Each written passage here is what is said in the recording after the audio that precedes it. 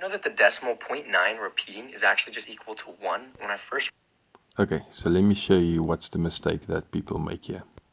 about this, it blew my mind and made no sense, but the proof's actually really simple. Let me show you. Let's start by assigning some variable x equal to 0.9 repeating.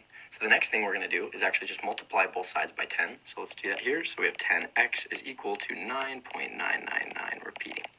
And now I'm going to just break apart this into something else. So we have 10x is equal to 9 plus 0.999 repeating. So right there is the mistake. That is not actually supposed to be 9. It's supposed to be 10x is equal to 8.9 repeating 1 plus 0.999. So I'll explain this later. But this is what messes up everything. And the main reason for this is that there's no symbol for infinity that is incorporated into the formula. And we also know that x is equal to 0.9 repeating, so let's go ahead and just replace this with an x. So now we have 10x is equal to 9 plus an x. So now all we have to do is get x by itself. So if I subtract both sides by x, we're going to get... Okay, so what he's doing here, 9x is equal to 9, and hopefully you see he's actually just making this a little bit more complicated, where you can just say 10x is equal to 9.99 into infinity minus x. So that's the one that I'll be using to explain this. Okay, so let me use this as an example to explain where the main mistake is. Pay attention to what happens to the 9 when I multiply this by 10. Here's a dot and 4 nines. Multiply by 10 is a dot, 3 nines. By 10, dot, 2 nines. By 10, dot, 1 9. Pay attention to the fact that the 9 shrinks every time as it moves over and as the decimal moves. This is the flaw with infinity, because technically infinity has to move a decimal as well. But for it to move a decimal, you have to actually make it a symbol for infinity and place it somewhere along the end. So for example, 0.99 into infinity. So there you can imagine there's an infinite sign after the 9, or it can be like that with infinite sign after 9, or like that, as long as it is less than this, which limits your vision of the last decimal. So let's use this as an example.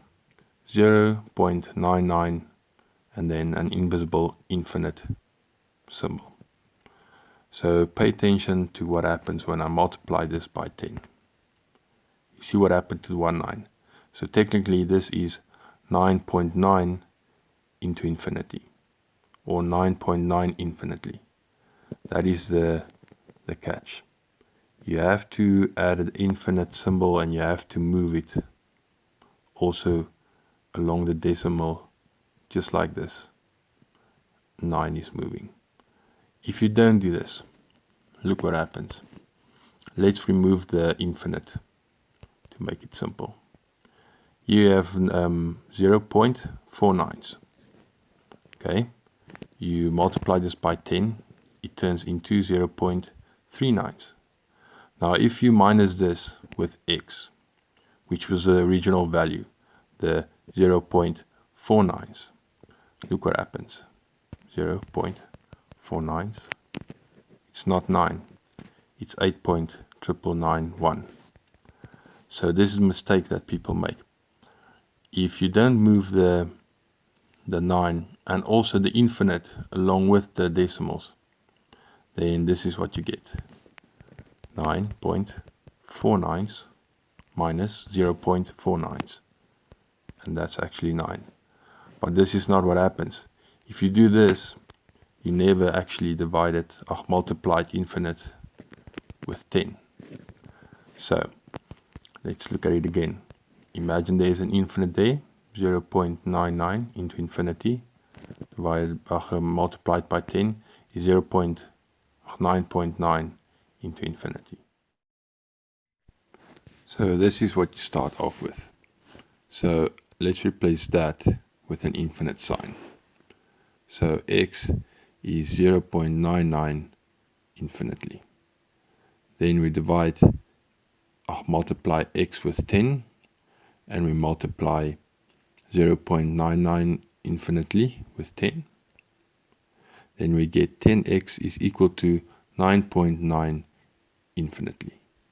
Pay attention to the fact that it's not 9.99 into infinity, but 9.9 into infinity. If we get that, we minus 10x with x, and we minus 9.9 infinitely with x. Then replace x with its actual value, which is 0.99 infinitely, and you get 9x is equal to 8.9 infinitely 1.